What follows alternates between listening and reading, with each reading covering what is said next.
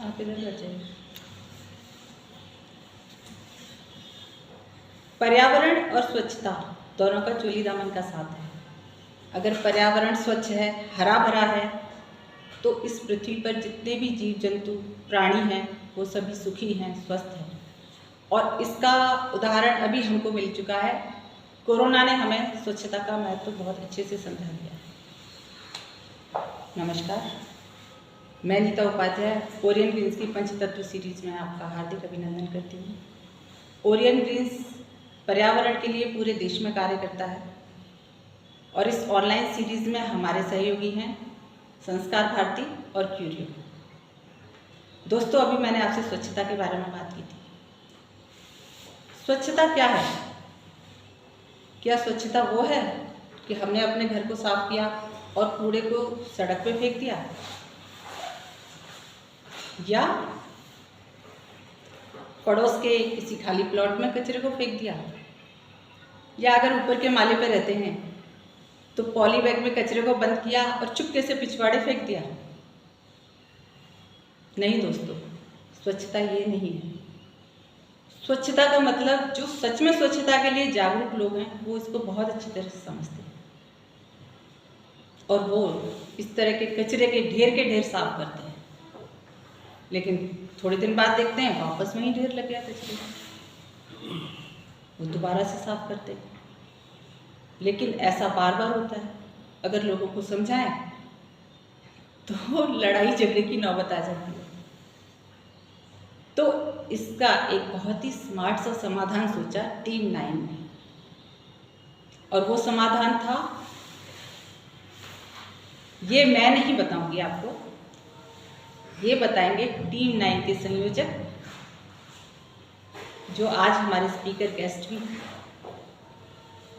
तो आइए स्वागत करते हैं टीम 9 के संयोजक, वार्ड नंबर 26 से पार्षद मिस्टर दिनेश कांवट। नमस्कार दिनेश जी, ओरियन ग्रीन्स की पंचतत्व सीरीज में आपका बहुत बहुत स्वागत है। बिल्कुल, बहुत बहुत धन्यवाद सर। एक बात बताइए, ये जो टीम 9 है, इसको बनाने की आपको ज़रूरत क्यों महसूस हुई कि हमें एक ऐसी टीम बननी चाहिए जिसका नाम टीम 9 हो? ये क्या है, इसके बारे में हमारे दर्शकों को बताइए। देखिए, कुछ चीज़ें ऐसी होती हैं कि उनके बारे में विचार करके कुछ नहीं किया जा सकता। कुछ प्रकृति अपना रूप बार बार बदलती है और अपने आप बहुत कुछ चीज़ें निर्धारित करती है जी। तो मैंने जब नगर निगम का चुनाव लड़ा, उससे पहले ही मेरा पेड़ पौधों के अंदर रुझान था।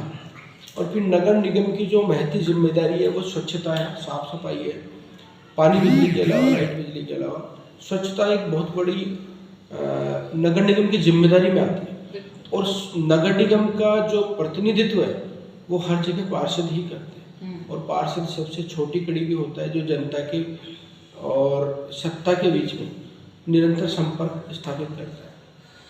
तो हमने सोचा कि क्यों नहीं हम एक नए तरीके से काम करें ताकि नगर निगम को भी दिशा मिले और बाकी लोगों को भी हमारे समझाने से नहीं बल्कि हमारे काम के द्वारा उनको रास्ता दिखे। बिल्कुल। तो यही सोचकर हमने एक सफाई अभियान प्रतिदिन सुबह हमने प्रारंभ किया। शुरू में अकेला फावड़ा लेके मैं उतर पड़ा मैदान में। अच्छा, आप अकेले? हाँ, शुरू में मैं अकेला था और फिर मेरे साथी हैं, जो श्याम जी हैं, सरिता जी हैं, सुशील जी हैं, सुनील जी हैं, ब्रजेश जी हैं और प्रमोद जी हैं। बहुत लंबी चौड़ी टीम है हमारी। छोटे छोटे बच्चे और महिलाएं भी हैं। आपने खुद करके उदाहरण पेश किया? बिल्कुल। मैंने ये तय किया कि भले ही कोई साथ लगे नहीं लगे, मैं अकेला जितना कर सकता हूँ उतना निश्चित रूप से अपन पर्यावरण के लिए करेंगे। लेकिन धीरे धीरे लोग जुड़ते गए और सहयोग मिलता गया और फिर मुझे भी अच्छा लगने लग गया कि कहीं जब लोग जुड़ रहे हैं और उसको अप्रिशिएट करें तो कहीं ना कहीं मैंने सही रास्ते की तरफ कदम बढ़ाया। और हमने विद्याधर नगर के अंदर ये काम चालू किया। मैं अभी वर्तमान में वार्ड नंबर 26 से पार्षद हूँ। इससे पहले मैं वार्ड नंबर 9 से पार्षद था, तो वहाँ मैंने ये काम प्रारंभ किया। तो मतलब आपने वार्ड नंबर 9 को हरा भरा और स्वच्छ बनाया और इसलिए आप दोबारा से वार्ड नंबर 26 से पार्षद बने।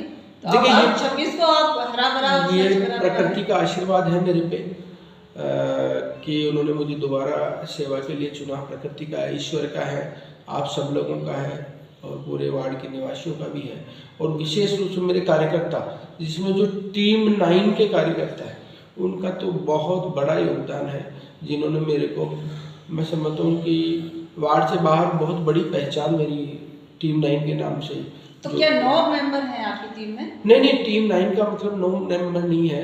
एक्चुअली में हम समूह लेके चल रहे थे, तो धीरे धीरे हम देख रहे थे कि कुछ लोग जो इस चीज़ को नहीं समझ रहे थे और बहुत मेलाफाइड नगर निगम को लेकर लोगों के विचार थोड़े सकारात्मक भी नहीं थे, तो हम लोग वहाँ काम करते थे तो काफ़ी लोग हमको जैसे नगर निगम के कर्मचारी समझ के और हमसे झगड़ने भी आ जाते थे, डांटने भी आ जाते थे। कुछ लोग जो महिलाएं थी और थोड़ी जैसे गांव की परिभाषा में थी, तो उन लोगों ने हमको जैसे कि हमारा टॉयलेट खराब हो रहा है और आप लोग को इतनी बार शिकायत कर दी, जैसे हमको जबरदस्ती। हाँ, हमारे साथ ऐसे घटनाक्रम भी हुए, खूब हुए।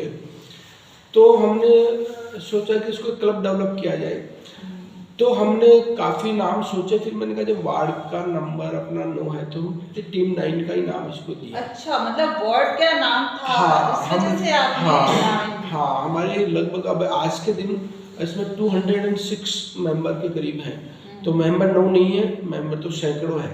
बस वार्ड नंबर 9 था, इसलिए हमने team 9 the orange army. The orange army, हाँ, ये नाम है पूरा। Team 9 the orange army.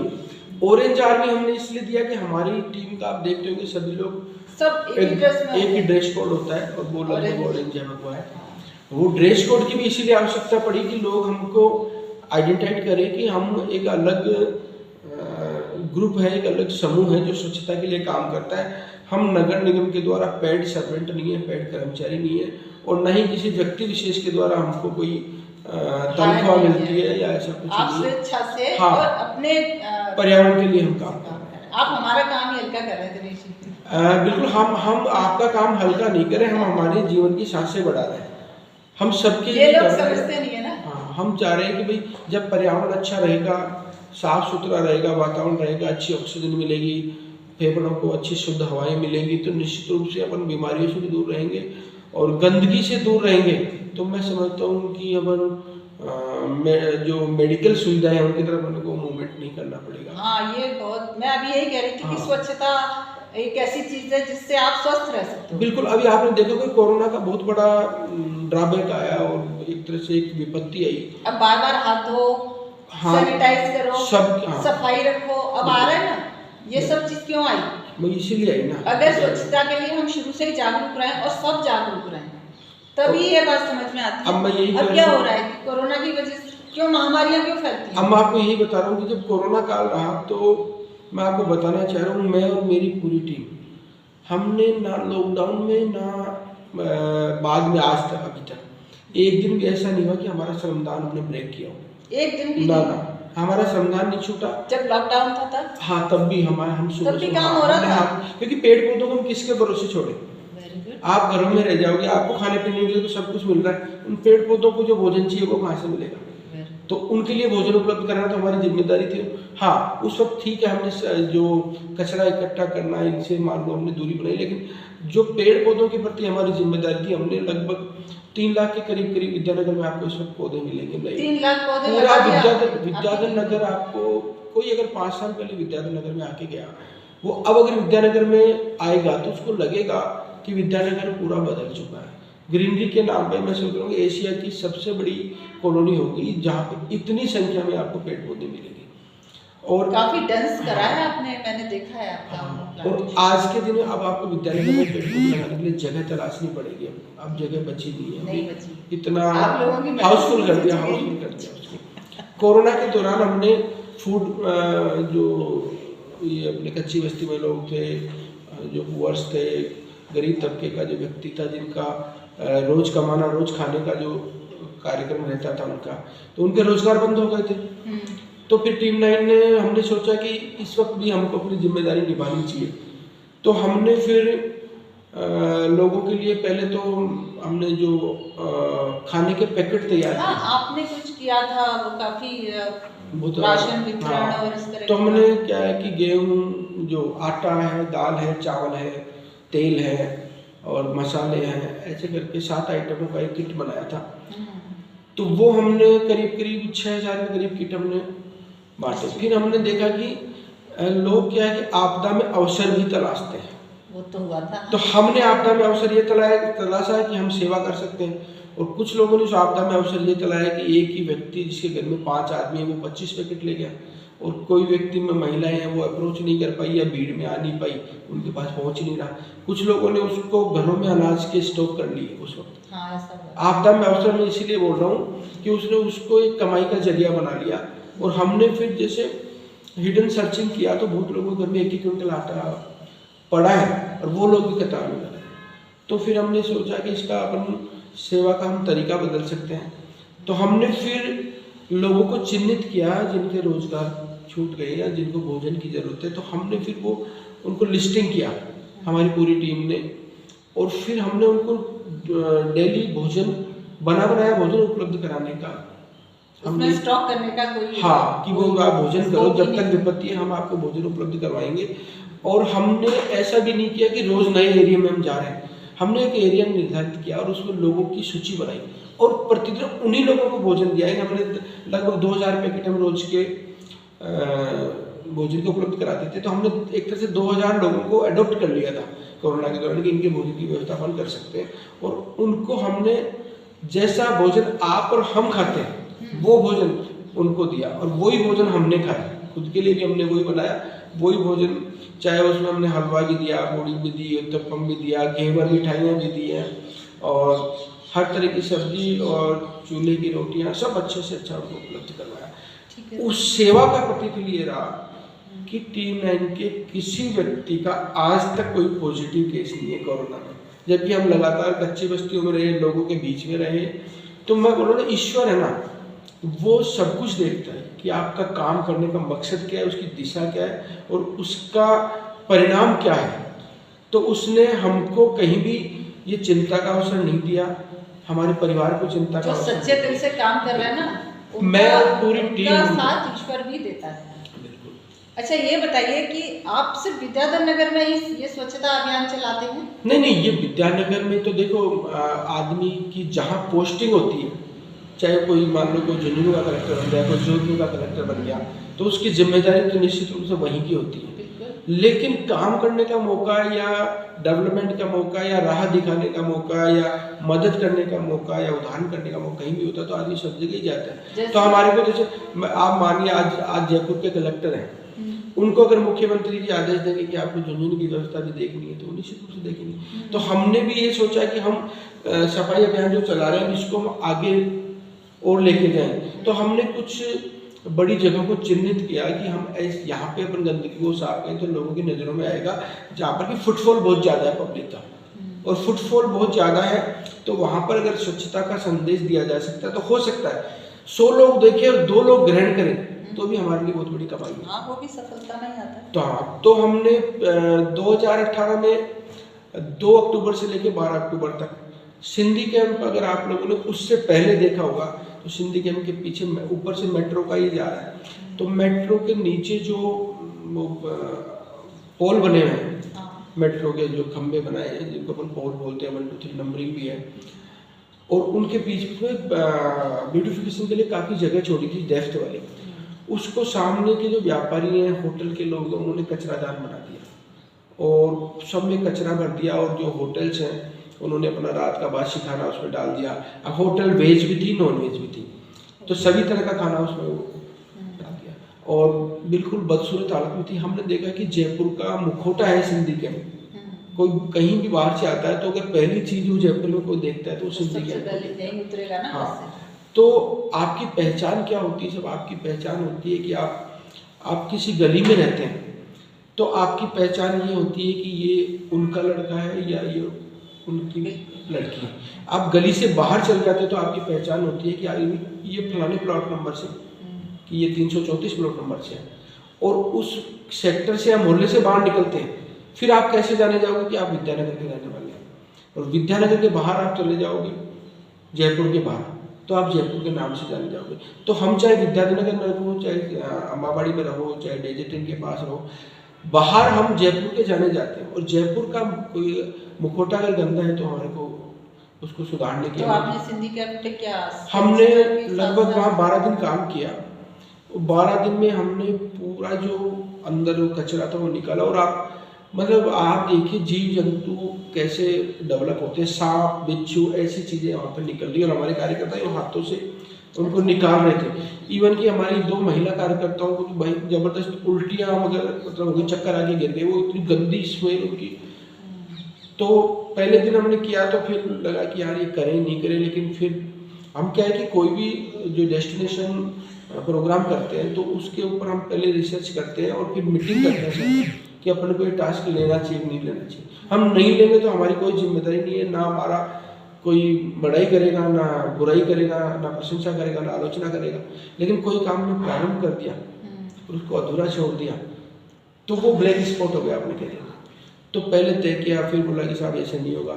फिर हमने हिम्मत की। फिर ये जो मास्क आज कोरोना में पहन रहे, हमने उस वक्त मास्क पहन लिए थे हमने सबने। अच्छा। हाँ, उस वक्त फिर सबके लिए मास्क मंगाए और वो ग्लव्स वगैरह हाथों में जीन्स के ग्लव्स सिलवाए, जीन्स का जो पैंट वगैरह पहनते उनके हमने ग्लव्स सिलवाए और दोबारा से उस अभियान में लगे, 1 दिन का गैप देके। और फिर वहाँ के लोगों का भी सहयोग मिला। और दूसरे दिन के बाद तो जो सिंधी कैंप के मैनेजर थे बढ़ाए कि वो हमारे चाय नाश्ता वगैरह भी लेके आए, लोकल लोग भी हमारे साथ हो गए।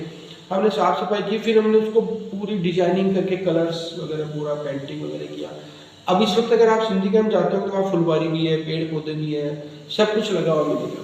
उसको देख के बड़ी खुशी होती है कि हमने बेंच मार्क स्थापित। आपने अभियान तो स्वच्छता का शुरू किया, फिर ये पौधारोपण में कैसे कन्वर्ट हुआ? देखिए स्वच्छता और प्लांटेशन तो लगभग एक दूसरे के पूरक ही हैं। लेकिन मैंने ये देखा है लोग ये बात नहीं समझते, वो सोचते हैं सफाई यानी झाड़ू लगा दो, साफ कर दो, कचरा फेंक दो। लेकिन ये आइडिया कि यहाँ पर पौधे लगा दो, क्यों आया ये आपको? देखिए ये जो आप सफाई करते हो वो शॉर्ट टर्म इन्वेस्टमेंट है और प्लांटेशन आपका लॉन्ग लाइफ इन्वेस्टमेंट है।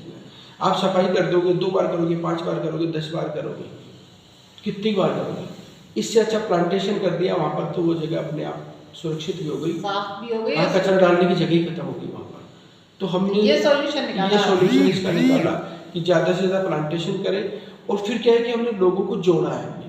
हमारा प्लांटेशन ठीक है, निगम से भी हमको हेल्प मिली और जेडीए से भी हेल्प मिली, प्लांटेशन वहाँ से हमको उपलब्ध होता है। लेकिन फिर भी हमने लोकल लोगों को, जैसे ये क्रेडाई है, क्रेडाई की यूथ विंग है, क्रेडाई की महिला विंग है, कोरोना काल में भी इन्होंने हमको बहुत सहयोग दिया। और आपके जो लॉयंस क्लब है, ये लोग क्या है कि जनरल जो जनता से जुड़ी चीज़ें हैं, गरीब बच्चों के लिए स्कूल में सामग्री वगैरह उपलब्ध, हमने इनका मोटिवेशन किया कि सब कुछ करते हो आप। किसी को जुराब दिलाई 1 महीने बाद फट गई, आपने कुर्सियाँ दिलाई 2 महीने बाद टूट गई, लेकिन ये जो चीज़ है ये अमर करेगी आपको, आप प्लांटेशन में जुड़िए। तो अभी मेरी स्थिति ये है कि हमारा हर साल का प्लांटेशन है और हर संडे को लगभग 3 महीने हम प्लांटेशन फुल स्पीड से करते हैं। और उसमें हमारा एवरी संडे का रहता है बड़ा कार्यक्रम। तो उसमें हम 2-3 क्लबों को जोड़ते हैं, लॉन्च क्लब हमारे को जोड़ा, टाइम स्क्वायर को जोड़ा, पिंक स्क्वायर को जोड़ा, विद्यानगर को जोड़ा, सेंट्रल स्पाइन को जोड़ा, भगवती डिवाइन को जोड़ा और फिर रोटरी क्लब को जोड़ लिया। कुछ संस्थाएं हैं जो अपने आप में, जैसे महिलाओं के क्लब है, ये टैलेंट क्लब है, वसुंधरा क्लब है, दामन क्लब है, प्रगति क्लब है, महेश्वरी समाज के जो लोग हैं, खंडेलवाल समाज को जोड़ा, अग्रवाल, सबको जोड़ के हम उनके साथ प्लांटेशन करते हैं। एक तो लोगों के दिमाग में आ जाता है कि हम यहाँ प्लांटेशन करके गए हैं, तो उनकी भी जिम्मेदारी बन जाती है। एक क्या है कि आदमी अच्छा काम कहीं भी करता है, वो फिर उसको अपने आसपास भी लागू करने की कोशिश जो इतनी तरह का प्लांटेशन होता है, मैं देखती हूँ इस तरह के बहुत प्लांटेशन होते हैं। और विद्याधर नगर में भी मैंने कई बार फेसबुक लाइव भी किया है, मैंने देखा है कि लॉन के बीच में गड्ढे कर देते हैं। हाँ, ये और उसमें पौधे लगाते हैं, पौधे लगाने के बाद उसमें पानी भी नहीं देते हैं, उनको बनने के लिए छोड़ दिया जाता है। और अब जाके मैं दोबारा देखती हूँ तो वहाँ कोई पौधा नहीं है, गड्ढे हो रहे हैं। ऐसा हो रहा है। हम ये चीज बोले कि हम ऐसा प्लांटेशन से क्या फायदा, मेरे को समझ ही नहीं आता कि आप पेड़ की हत्या क्यों कर रहे हो। मैं यही कह रहा हूँ कि अभी क्या हो रहा है कि आपने नर्सरी से 2 साल में 2 फुट का 2.5 फुट का पौधा लिया, लगा दिया, फोटो खिंचवाई, आप वो कर रहे हो कि आपने एक जन्म लेते शिशु को वहां से उठाया और दूसरी जगह लाके उसकी हत्या छोड़ दिया आपने, वो एक तरह से हत्या हो गई वो। ये एक बच्चे को, जैसे अपन कहीं भी अखबार में पढ़ते हैं, नवजात शिशु वहाँ पे मिला, ये वो की वो स्थिति है कि आपने एक नवजात शिशु को अपने माँ की गोद से उठाया और उसको लावारिस छोड़ दिया। नर्सरी में तो वो जिंदा भी रहता, हाँ, वो वहाँ जिंदा लेकिन रहेगा। आपने लाके उसको मार दिया। लेकिन अब मैं आपको बता रहा हूँ कि ये जो इसका एक दूसरा पहलू भी होता है कि ये सृष्टि में हर व्यक्ति की अलग अलग भूमिका है। आपको और हमको पर्यावरण के लिए बनाया है, तो कुछ लोगों को पैसा कमाने के लिए बनाया उन्होंने, कुछ लोगों को मोटिवेशन करने के लिए बुलाया, कुछ लोगों को खेलने, उनका समय उनमें जा रहा है। हो सकता है उनका उपयोग अपने लिए नहीं, लेकिन और किसी के लिए होता है। तो हम जो टीम लाइन है, आपको इस चीज़ के लिए एक बैक सपोर्ट टीम होगी कि आप, जैसे हमने लायंस क्लब के साथ प्लांटेशन किया, तो उन्होंने प्लांट हमको अवेलेबल कराए, सारी चीज़ें अवेलेबल कराई, उनके पास टाइम नहीं है उनको दोबारा पालने का, सब कुछ फैसिलिटी तो दे सकते हैं, वो टाइम नहीं दे सकते, तो इसके लिए फिर हम लोग आगे आए, हम उन पौधों को पालते हैं। आप आगे आए, इसमें तो आप आगे आ गए, लेकिन हर जगह इस तरह से कोई होना चाहिए देखने हाँ, तभी होना चाहिए। प्लांटेशन। हाँ, प्लांटेशन तभी करें जब आप उस पौधे को जिंदा रखने की या तो व्यवस्था कर आप सकें। देखभाल करें या किसी को उसकी जिम्मेदारी दें। अच्छा, कोई और जिम्मेदारी। दूसरा क्या है कि प्लांटेशन जुनून अब तो जुनून बनता जा रहा है प्लांटेशन। बारिश का मौसम आता है, जन्मदिन आता है, एनिवर्सरी आती है, लोग सबसे ज़्यादा प्लांटेशन की तरफ जा रहे हैं। लेकिन कुछ क्या है कि अब जैसे गार्डन्स, जो पार्क है, पार्क के अंदर आपका प्लांटेशन का कोई महत्व नहीं बचता, मैं समझ रहा हूँ। जहाँ पार्क और भाई पार्क के अंदर पूरे तरफ दूब लगी हुई है, फिर आप उनमें बीच बीच में वो लगा देते हो, तो आपको एक्चुअली में क्या है कि पर्यावरण और पढ़ाई ये बाद में, पहले बच्चों का खेलने की व्यवस्था, क्योंकि बच्चे अगर शारीरिक रूप से आज स्वस्थ नहीं होंगे तो ना तो उनको पर्यावरण बचा पाएगा और ना ही पढ़ाई बचा पाएगी। इसलिए अभी क्या हो रहा है कि पार्कों में बच्चों को खेलने से रोकने के लिए कुछ प्लांटेशन करने वाले लोग ऐसे हैं जो वो बीच बीच में करके वो जगह को ख़त्म करते हैं। मेरा है कि जो पार्कों में प्लांटेशन होता है, वो जो वॉकवे उसके दोनों तरफ चले, बीच में नहीं चले, फायदा भी यही है और आपका निगम भी ऐसे ही करता है। हाँ, लेकिन कुछ लोग क्या है कि अब जनप्रतिनिधि है तो वो बेचारे कमजोर है, उनको वोट चाहिए, तो वो ऐसे लोगों का विरोध नहीं करते। मेरे जैसे लोग विरोध करते हैं, उनका चुनाव में वो विरोध करने के लिए आ जाते हैं। लेकिन फिर भी मैं कह रहा हूँ कि आपको गलत बात के लिए कभी भी सहमति नहीं देनी चाहिए, गलत बात का विरोध ही करना चाहिए। आपकी तकदीर किसी के हाथ में नहीं है, सिर्फ कर्म आप करो, भाग्य तो ऊपर से लिख के आया वो होगा। ठीक है, कर्म के आधार पर भी भाग्य बनता है वैसे तो। बिल्कुल, मैं ये बोल रहा हूँ, कर्म ही भाग्य को निर्णायक बनाता है, कि निश्चित आपको इसमें कठिनाइयाँ भी बहुत आई। खूब भाई, हमारे झगड़े भी हुए हैं, और बहुत से कोई जो हमारे, जिन्होंने चुनाव में मेरे अच्छा काम करने जाओ तो लोग झगड़ा करने भी आ जाते हैं, ऐसा भी होता है। मैं बोल रहा हूँ कि आदमी की सोच अलग अलग होती है, किसी को प्रकाश की जरूरत है, किसी को अंधेरे की जरूरत है। आप उजाला करोगे तो शरीफ आदमी को अच्छा लगेगा, और जो चोरी करने निकल रहा है उसको उजाला नहीं चाहिए। तो आप तो एक को संतुष्ट कर सकते हो, इसलिए आपको सबको संतुष्ट करने का तो कोई सब्जेक्ट है ही नहीं, लेकिन आपके मन में ये संतोष जरूर होना चाहिए कि मैंने अच्छा काम किया, समाज के हित में किया, पर्यावरण के हित में किया और आम आवाम के हित में किया। व्यक्ति विशेष का हित आपको छोड़ना पड़ेगा, आपको सबका हित देखना पड़ेगा। व्यक्ति विशेष का हित खुद के स्वार्थ नहीं रहता है, और थोड़े समय गुजरने के बाद वो व्यक्ति भी समझेगा, वो वापस आपके पास आएगा, लौट के आएगा। तो इसमें आपका जो मॉनिटरी सपोर्ट होता है वो कैसे होता है? मॉनिटरी सपोर्ट जैसे कि कुछ सामान चाहिए, हाँ, हमारे को फाइनेंशियली, हाँ बिल्कुल, मैं यही कह रहा था ना, अभी आप बोल रहे थे कि जो लोग पेड़ को लाके लगा देते हैं फिर भूल जाते हैं, तो मैं बोल रहा हूँ कि ये वो लोग हैं जिनके पास टाइम तो नहीं है पर पैसा है और उनकी भावनाएं अच्छी हैं। तो हमको कभी भी मान लो कोई सामान की जरूरत है, हमको साहब 20 परात चाहिए, 20 फावड़े चाहिए, पाइप चाहिए, तो हम किसी जो भी समाज में जो प्रबुद्ध लोग हैं, हम सबको मालूम है हम किस दिशा में काम कर रहे हैं, पर्यावरण के लिए कर रहे हैं, समाज के लिए कर रहे हैं और सबके लिए कर रहे हैं, तो लोग आगे आते हैं। हम जरा सा हम डालते हैं हमारी फेसबुक पे या ग्रुप पे कि हमारे को इस सामान की जरूरत है, लोग आगे आके सामान ला के देते हैं। उसमें आपको दिक्कत नहीं आती, वो हो जाता है, कोई दिक्कत नहीं है। और मैं फिर कह रहा हूँ आपको, आपके इस फेसबुक कार्यक्रम के माध्यम से भी कह रहा हूँ कि आप अच्छा काम करने के लिए निकलोगे, थोड़ी बहुत आपको कठिनाई आएगी, शुरुआत में तो आती है, लेकिन कुछ लोग आपका मजाक भी बनाएंगे, कुछ लोग आपका मजाक भी बनाएंगे, ये नेता है, वोट चाहिए भैया इसलिए कर रहा है, इसको स्वार्थ है। या कुछ लोग ऐसे भी होंगे जो घर में रजाई में दुबके हैं, वहाँ से बोलेंगे अरे इनको फोटो खिंचाने का शौक हो गया, भाई इतनी मेहनत कर रहे हैं। मैं बोलूँ आप रजाई में से निकल के रोज फोटो खिंचा लीजिए आके। आप रोज अपने घर की छत पे जाके फोटो खिंचा के सो जाइए, डेली अपलोड कर दीजिएगा। आप करते नहीं कर पाएंगे। नहीं, कुछ बहुत लोग मुश्किल है। आप कितने बजे पहुंच जाते हैं प्लांटेशन के लिए और सफाई के लिए? 5:30, हमारा 5:30 का टाइम, 5:30 से 7 बजे। अच्छा, 5:30 बजे इतनी सर्दी में? अभी वर्तमान में जो सर्दी का समय चल रहा है, तो उसमें हमारा जो श्रमदान हमारा बैकअप होता है, तब तक तो मतलब अंधेरा रहता है लगभग ये स्थिति है। 7 बजे? हाँ, 7 बजे तक आप अगर पायलट करते हैं तो 7 बजे तो धूप नहीं निकलती है। नहीं, धूप तो बहुत दूर की चीज है, अंधेरा रहता है, मैं कह रहा हूँ आपका और आप अंधेरे में ही सारे काम हाँ, एक्चुअली में हाँ, अभी जैसे अभी हम खंडेलवाल टावर्स के पीछे काम कर रहे हैं, तो वहाँ पे क्या है कि काफ़ी अंधेरा था। वो जो रोड लाइटें थी, रोड लाइट 6:55 तक जलती है, आपको बता दूँ मैं वहाँ की। तो 6:55 तक जलती है, तो हमारी वो रोड लाइटों से हमारे को आसानी हो जाती है। लेकिन अनफॉर्चुनेटली 2 दिन से वो रोड लाइट खराब थी, तो कल फिर उनको मैंने फ़ोन किया, वो रोड लाइटें आज जल गई, तो आज हमको काफ़ी आसानी हुई। वरना हमको अपने अपने मोबाइल की जो है ना, वो टॉर्च जला के काम कर रहे थे आप? मोबाइल की टॉर्च जला के ही काम करना पड़ रहा था। बता रहा हूँ, कुछ लोग मजाक भी उड़ाएंगे आपका, लेकिन अंत में वो मान जाएंगे कि हाँ बहुत अच्छा काम हो रहा है। मैं किसी से पूछ रही थी, वो मेरी एक फ्रेंड है जो विद्याधर नगर में ही रहती है, तो मैंने कहा आपके बारे में बता रही थी ना, तो कह रही मैं तो नहीं जानती, लेकिन हाँ मैं एक देखती तो हूँ कि वो ऑरेंज टी शर्ट पहन के कुछ लोग काम कर रहे होते हैं। मैंने कहा वही है टीम 9।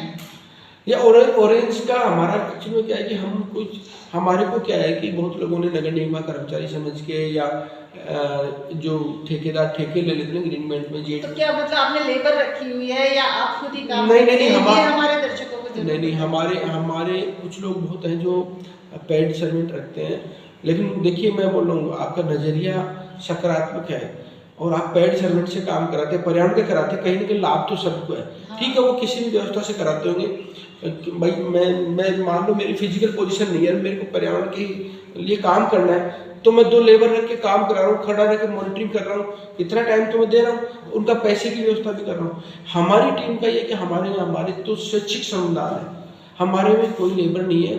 हमारे में तो आपको हाउस वाइफ मिलेगी, जो उद्योगपति मिलेंगे, आपको डॉक्टर्स हैं, इंजीनियर्स हैं, CA MBA के स्टूडेंट हैं, आपके व्यापारी हैं, एग्जीक्यूटिव्स हैं बड़ी बड़ी कंपनियों में जो GSM RSM है, और इसी तरह के लोग हैं। एक भी तो बेरोजगार नहीं है, सब अच्छे हाँ, सब अच्छे एजुकेटेड हैं, पढ़े लिखे हैं।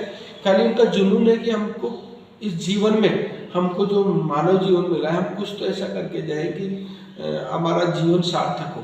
और आप देखिए, सुबह सुबह सभी लोग पहुंचते हैं। आप सर्दी में, मैं सोचता हूँ बहुत बार ऐसी स्थिति होती है, इस वक्त लोग रजा नहीं छोड़ पाते, मोटरसाइकिल से भी आते हैं, बिल्कुल नहीं हो कप कपाते आके पहुंचते हैं, कैसे खड़े थोड़ी देर हाथ को गर्म करना, फिर अपने आप को टेम्परेचर, फिर बाद में श्रमदान भी करना।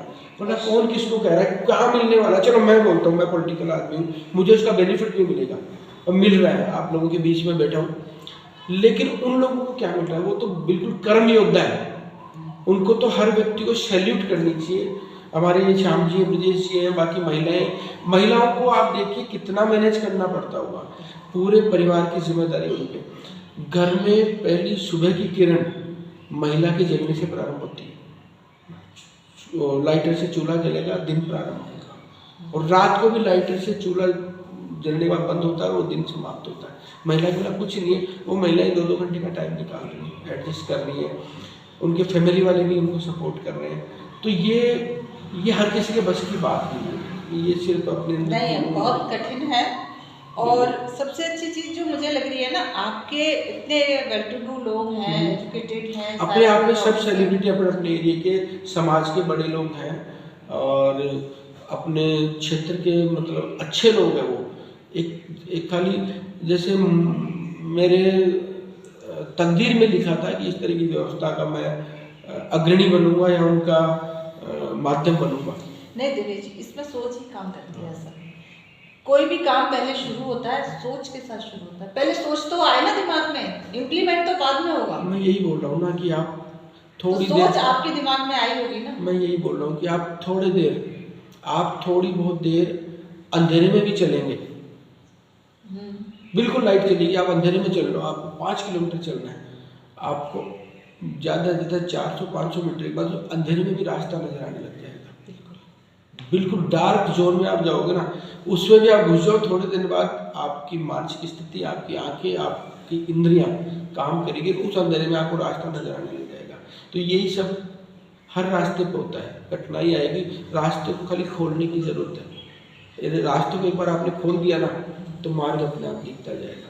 तो हमें ना तो हम हाँ बस वही बोल रहे, कौन कहता है कि आकाश में सुराग नहीं होता, एक पत्थर तो तबीयत से उछालो यार, तो वो बात है। उस तबीयत की जरूरत है, रास्ता अपने आप आता है। इसलिए एक बार कठिनाई के अंदर, कोई भी समस्या है, कोई भी मुसीबत, उसके अंदर अपने को जंप करने की जरूरत है, वो अपने आप आपका रास्ता देगी। हाँ, तो उसका समाधान तो ढूंढना पड़ेगा ना, नहीं, और उसके लिए काम भी करना पड़ेगा। हम न तो हम पर्यावरणविद हैं, ना हमारे कोई इतिहास है ऐसा, ना हमारी, मैं तो किसान परिवार से भी नहीं हूँ। मेरे तो पिताजी अध्यापक थे, मेरे पिताजी भी अध्यापक थे, और सब गवर्नमेंट सर्वेंट है, कोई हिस्ट्री नहीं है कि हम कोई एग्रीकल्चर से जुड़े हुए हैं। बस ठीक था, एक नगर निगम स्वच्छता के लिए जाना जाता है, ये सोच के मैंने काम शुरू किया। और मैं आपको बता दूं कि पिछले, इस बार का मुझे पता नहीं नगर निगम क्या निर्धारित किएगा, 4 साल से मैं नगर निगम का ब्रांड एम्बेसडर हूँ, सफाई जयपुर का ब्रांड एम्बेसडर स्वच्छता का, और नगर निगम में मुझे बेस्ट पार्षद का अवार्ड मिला। तो वो इसी कारण मिला कि मैंने स्वच्छता को आगे बढ़ाया, नगर निगम की पहचान एक अच्छे निगम के रूप में कराने का प्रयास। अभी आपकी बात से मेरे दिमाग में ये बात आ रही है कि आप एक पार्षद हैं, और पार्षद होने के नाते आप अपने वार्ड को, इसके अलावा आप बाहर भी कहीं दूसरी जगहों को भी आपने स्वच्छ किया, आपने पौधारोपण किया। तो अगर ये सारे ही पार्षद करने लगे तो पूरे देश की ये जो पर्यावरण की समस्या, ये तो अपने आप ही हल हो जाएगी, और बहुत ही अच्छे तरीके से और आसानी से, क्योंकि काम बढ़ जाएगा ना। देखिए आप पर नियत की जरूरत होती है। ये आपको मालूम है, आपका आज अपन संडे को बैठे हैं, आपको वेडनेसडे को एग्जाम है, आपको पूरी किताब दे दी, पढ़िए इसको, इसमें से एग्जाम है, पढ़ लो, तो भी पूरे प्रश्न हल नहीं हो पाएंगे, फिर भी छूट जाते हैं। कुछ स्थिति ऐसी है, पूरे पार्षद तो नहीं, लेकिन बहुत पार्षद करने लग गए, ये सुकून की बात है। देख के भी शायद, मैं ये नहीं कहता कि मुझे देख के कर रहे हैं, वो किसी भी कारण से करो, लेकिन नगर निगम के पार्षद होने की परिभाषा हमने बदली है जयपुर। इसका अब मेरी तो ये आशा है और अपील भी है कि सारे देश में अगर ये सब चीजें हों तो कितनी अच्छी बात हो जाए ना, एक बहुत बड़ी समस्या का समाधान हो जाए, स्वच्छता और पर्यावरण जो है हरा भरा हो जाए। हाँ बिल्कुल। अब ये क्या है कि हम जब इसे हमने काम प्रारंभ किया, तो एक्चुअली में क्या होता है कि आप कहीं बढ़िया जगह गए, वहाँ पे कुछ मंदिर देख के आते हो, अच्छे मंदिर देख के आते हो, तो आप उनकी तुलना अपने गांव के मंदिरों से करने लग जाते हो, अपने शहर के मंदिरों से करने लगे कि हमारे भी, अपन कहीं शादी में गए, वहाँ का शादी का मैनेजमेंट देखा, तो आप उसकी तुलना करते हो कि अपनी शादी होगी। तो ऐसे ही धीरे धीरे बाकी जो जयपुर के निवासी थे या राजस्थान के लोग थे, वो अपने पार्षदों को फोर्स करने लगे कि आप भी उनकी जैसे काम करिए। अच्छा, ऐसा हुआ। तो देखिए, वही तो हमारे पास मेरे जो साथी पार्षद है, तो जो साथी पार्षद है, वो बोलते, मैं उनकी भाषा में बोल रहा हूँ कि यार तू तो काम कर ले, मारा गला में गाल दिया। मतलब उनकी भाषा है कि मारा गया पड़ गया, लोग बोले तो कि वो भी तो पार्षद है जो इतना अच्छा काम करे, तो आप भी करिए, हमारा वार्ड भी स्वच्छ और हरा भरा होना चाहिए। तो मैंने कहा आप उनको बोलिए कि भाई मैं तो तैयार हूँ, आप भी साथ लगिए। अच्छा, ये कह के लोग साथ भी लग रहे हैं। अगर कोई अच्छा काम है ना, बिल्कुल मैं कह रहा हूँ, अच्छा काम करने के लिए आपको थोड़ी कठिनाई आएगी, आपको साथ भी मिलेगा, सहयोग भी मिलेगा, आत्मबल भी मिलेगा और सफलता भी मिलेगी, इसमें कहीं दिक्कत नहीं। हमने ऐसे ऐसी जगह काम किया, जल महल को आप सोच नहीं सकते, जल महल की गंदगी को देख के हम दुखी थे। तो हमने जल महल के भी 30 और 31 मई 2018 हमने जल महल में 2 दिन में हमने कम से कम भी वहां से 10 ट्रक गीला कचरा वो निकाला हुआ हमने। 10 ट्रक अंदर से? हाँ बिल्कुल, जल महल के अंदर से, उसके आसपास की जो अंदर, तो वो प्लास्टिक कचरा, हाँ प्लास्टिक का ही था। और सबसे बड़ा तो गंदगी, लोग क्या है, लोग मैं मेरी बात को अलग नहीं ले, लेकिन लोग क्या है कि धर्म करने का तरीका भी ऐसा करते हैं कि उसमें भी दूसरों को परेशानी है। वो अपनी तरफ से तो पुण्य कर रहे हैं, लेकिन उनके पुण्य का प्रतिफल दूसरों को बहुत गलत। वहाँ पे ऐसे वो आटा डालने से आप मान लो कि बिल्ली के साइज के चूहे वहाँ पर डेवलप हो गए। वो चूहों ने पूरी ज़मीन को ख़त्म कर दिया वहाँ पर। अच्छा, पोला हो गया वहाँ पर। वो बिल्कुल पोला हो गया वहाँ पर। और दूसरा आप देख रहे हो, आजकल आप देखते हो कि लोग घर से नींदों में निकल रहे हैं, एक आटे की थैली ले ली हाथ में, वो आटे की थैली लेंगे, चींटियों को, और चींटियों को कहाँ डालेंगे? आपके घर के बाहर, मेरे घर के बाहर, इनके घर के बाहर, या जो नगर निगम जेडीए अच्छा फुटपाथ बना था उस पर यूँ डालते हैं, इस तरह डालते हैं जैसे बहुत सारे ढेर चींटियों का वहाँ घर बन अब वो जाता है। चींटियां, मैं बोल रहा हूँ, जीव जंतु का पोषण प्रकृति करती है। कोई गाय ने MBA नहीं किया किसी ने, ना किसी चींटी ने CA करा होगा, उनको रोजगार की जरूरत नहीं, उनके लिए प्रकृति बैठी है, वो पोषण करेगी उनका।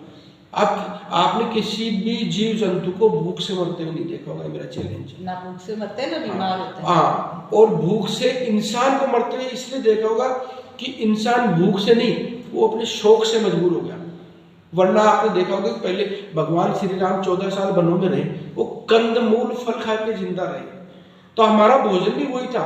अब हमको पिज्जा चाहिए, हमको बर्गर चाहिए, हमको आलू के पराठे चाहिए, हमको गोभी के पराठे चाहिए, तो उनके लिए अपनी भूख मरने की नौबत आ रही है।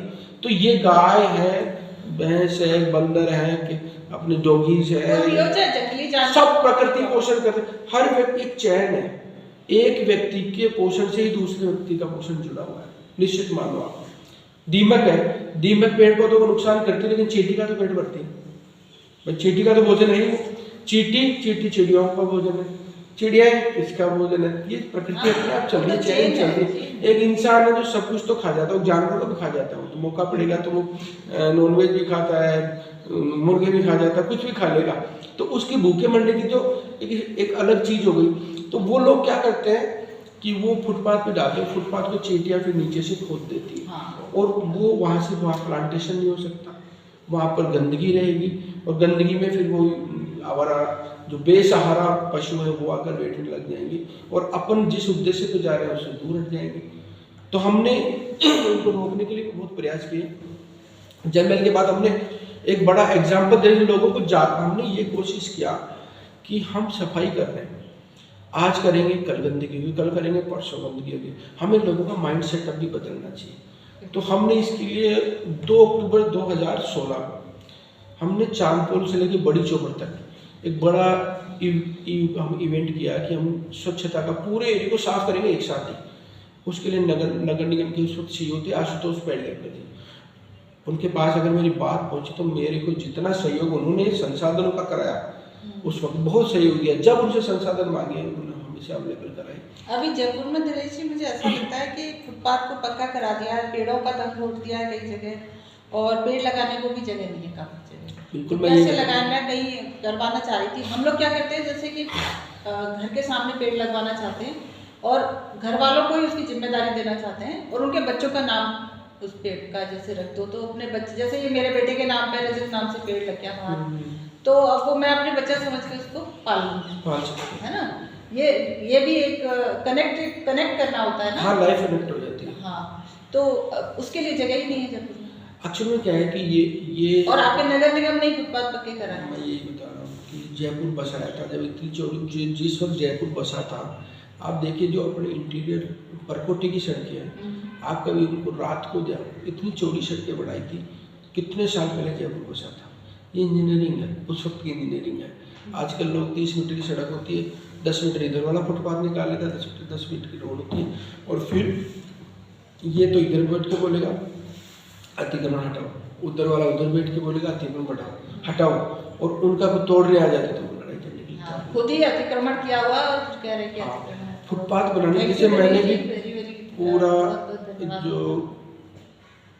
पूरा वार्ड में फुटपाथ हमने बनाए, तो हमने हर 6 या 7 मीटर पे पेड़ लगाने के लिए हमने बाकायदा जगह छोड़ी है। और उसको तो ये इंजीनियरिंग, यही तो इंजीनियरिंग होती है कि आप लोग ध्यान रखो भाई। आपको खाली ये थोड़ी है कि आपने मकान बनाना तो उसका वेंटिलेशन भी आपको देखना है, उसका वास्तु भी आपको देखना है, उसका किचन आपको, सब चीजें पानी भर जाता है ना जयपुर में, वो समस्या भी इसीलिए है। ड्रेनेज सिस्टम बहुत बड़ी समस्या है। हमने हमारा जो सेक्टर 10 विद्याधर का कभी किसी ने देखा, वहाँ मोक्षधाम है, वो मोक्षधाम जंगल था, वहाँ पे लोग दारू मीट की पार्टियाँ करते थे, और आवारा लोग जो हैं ऐसा मजीद था, उनकी वो कर्मस्थली बना हुआ था। उस मोक्ष धाम को हमने अडोप्ट किया। और मैं चैलेंज करता हूँ कि आज जयपुर में ऐसा कोई मोक्ष धाम नहीं होगा, आपको लगेगा प्राइवेट रिसोर्ट है बिल्कुल। हमने वहाँ गार्डन लगाए, कम से कम भी 2000 पेड़ पौधे हुए उसके अंदर, अशोक के पेड़ है, नीम के हैं, फूल वाले। मोक्ष धाम में आपको गुलाब के फूल मिलेंगे, हमने इतना डेवलप किया उसको, आप जाके देखेंगे। आपको एक सबसे बेस्ट पेड़ जो राजस्थान का कहलाता है खेजड़ी, वो लगाते हैं आप? खेजड़ी का पेड़ देखो हमने नहीं लगाया, हम तो नीम का है, पीपल का है, बरगद का है, करंज का है, ये सब उसके बाद आते हैं असल में। सबसे बेस्ट वो है बिल्कुल, कंपनी में पनप भी जाता है, सारी बात है। लेकिन यहाँ पे क्या है कि जो सिटी एरिया है ना, उसमें लोगों की, हम क्योंकि बहुत कुछ लोगों की चॉइस का भी, यहाँ तो लोग पेड़ मांगेंगे तो एक ही पेड़ है, पता है, मैं बहुत समझ अच्छा रहा दिखता है, लोग अगर छाया भी बहुत कोई हमसे पेड़ मांगता भी है या लगाने के लिए भी बोलता ना, तो वो आके एक ही बोलता है, अशोक का पेड़ चाहिए, अशोक का पेड़ लगाए, इसके अलावा कुछ चाहिए नहीं। तो हमने भी, हम क्या है कि पर्यावरण तो है नहीं, हमने परशुराम सर्किल से लेके बजरी मंडी तक 800 पेड़ लगाए अशोक के, कि इसको पूरा अशोक का मार्ग बनाएंगे।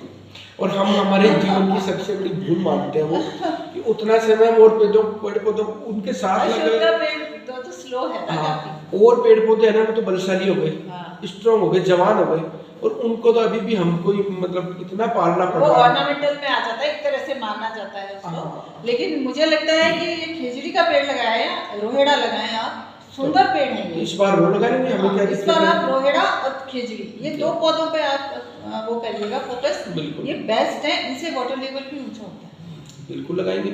इस बार हमने फलों के काफी पेड़ लगाए हैं, नीम के खूब पेड़ लगाए हैं, अशोक से तो हमने बिल्कुल हाथ जोड़ लिए। हम तो सबको निवेदन भी करते हैं कि बहुत मेहनत का काम है, और सबसे बड़ी बात है कि कोई छाया नहीं मिलेगी आपको, कोई किसी का काम का नहीं है, वो किसी का नहीं है। तो मन बहलाने वाला, हाँ बस वो पर्यावरण के लिए जो सच में हार्डी पेड़ होते हैं ना, जिनसे देखो पशु पक्षियों को चारा मिले। हमको तो सबसे भला पेड़ करंज का लगता है, उसको लगा दिया तो उसको ना तो ये बेचारा गाय खाता भी है, और 2-3 महीने बाद वो अपने आप को व्यवस्थित कर लेता है, फिर उसको 15 दिन से पानी दे दो, पानी भी कम दोगे तो भी हो जाएगा। गाय बकरी कोई चरेगी, कोई खाएगी, तो सबसे बेस्ट, बिल्कुल बढ़िया है वो। तो चलिए, बहुत अच्छी चर्चा हो गई दिनेश जी, और आपको बहुत बहुत धन्यवाद। मैं अपने दर्शकों से ये कहना चाहूँगी कि अगर आपकी नीयत सही है और आप ईमानदारी से काम करते हैं, तो आपको आगे बढ़ने से कोई नहीं रोक सकता, सारी दुनिया आपका साथ देती है, जैसे कि दिनेश जी का अभी उदाहरण आपने देखा। अब हमारा तो क्या नया वार्ड आ गया, अब 26 नंबर, हम उसकी साफ सफाई में कर रहे हैं, वहाँ पेड़ लगाएंगे इस बार खूब। नया एरिया मिल गया हमारा, हमारा पेड़ों को कौन से पेड़ लगाने हैं अभी आपको बुला लेंगे, हम आपसे राय लेंगे पूरा। क्या है कि 9 नंबर वार्ड में हमारे लिए कुछ करने के लिए बचा भी नहीं था, हमको काम चाहिए, सारा काम कर चुके थे। हाँ, हमको काम चाहिए, और नया वार्ड मिला, उसको काम करने के लिए बहुत है। क्योंकि मैं आपको बता रहा हूँ कि आप आज जनप्रतिनिधि हो, आज आपको सब जानते हैं, 20 साल बाद आपका काम आपको जानकारी देगा लोगों को। ताजमहल किसने बनाया? शाहजहां ने, अपन नहीं जानते वो काला था, गोरा था, अच्छा था, भला था, लेकिन उसने बनाया था, इसलिए शाहजहां वो बन जाता है। इसलिए हमारा काम बाद में याद आएगा, इसलिए काम चाहिए हमको करने के लिए। चलिए, थैंक यू दिनेश जी, बहुत धन्यवाद, और जुड़े रहिए ओरिएंट बीज से, आगे भी हम आपको ऐसी हस्तियों से रूबरू कराते रहेंगे। धन्यवाद।